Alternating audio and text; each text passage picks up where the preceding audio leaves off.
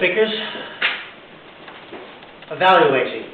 It's always an important part of the club, because what are we all here for? To move up through the system through our speaking, and in order to do that, to learn and to reinforce what you've already learned, we go through evaluation.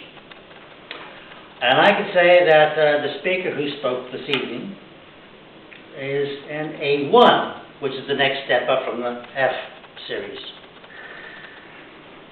And as you progress through all the levels, F1, which is the initial speech, you progress on to speech construction, then the next one is speech or speaking with conviction.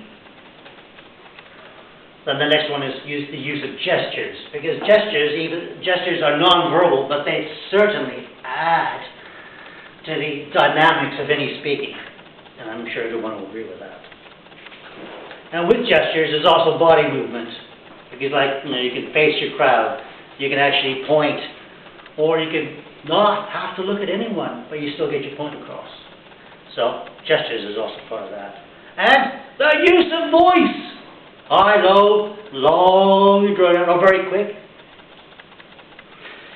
But the A1 speech is about the use of, I forget what I was going to talk about now.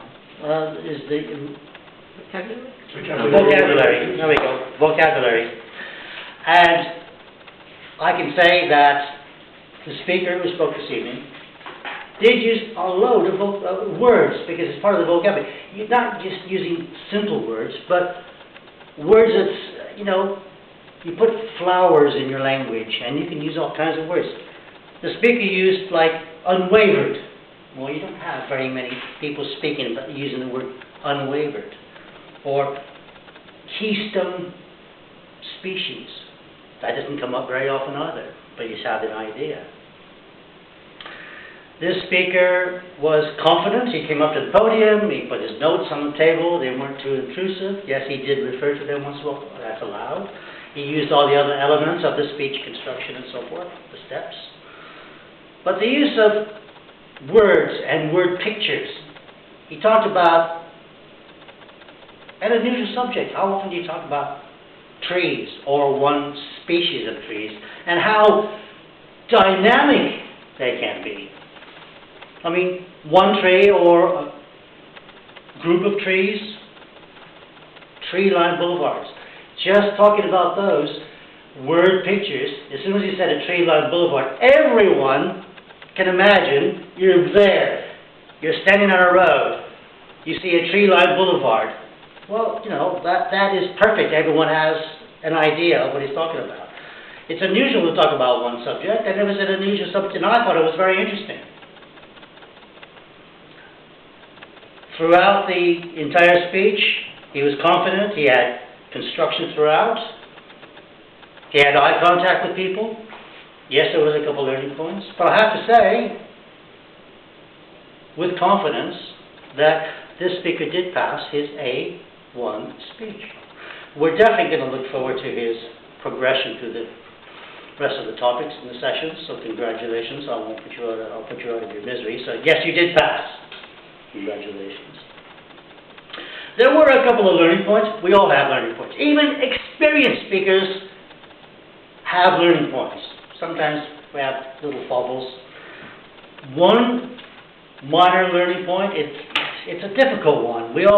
John's brought it up. Everyone has brought it up. What do I do with these two appendages?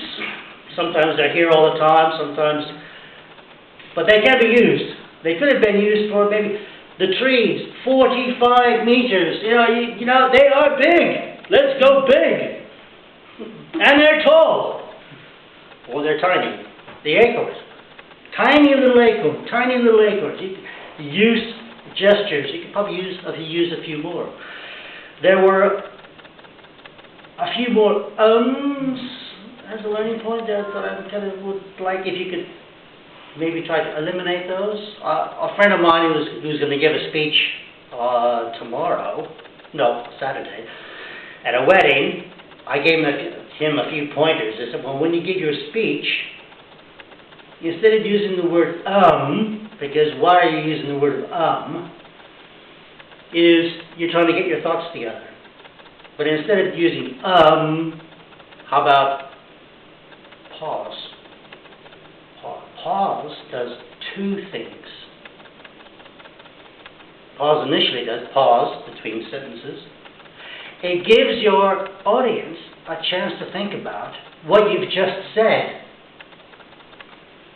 And in the same instance, it gives you a moment to think about what you're going to say next. So instead of going, just, if you can, incorporate it and use a pause. Those are just the two minor points. Rest of the speech was positive. I like the speech construction. He was confident in what we talked about.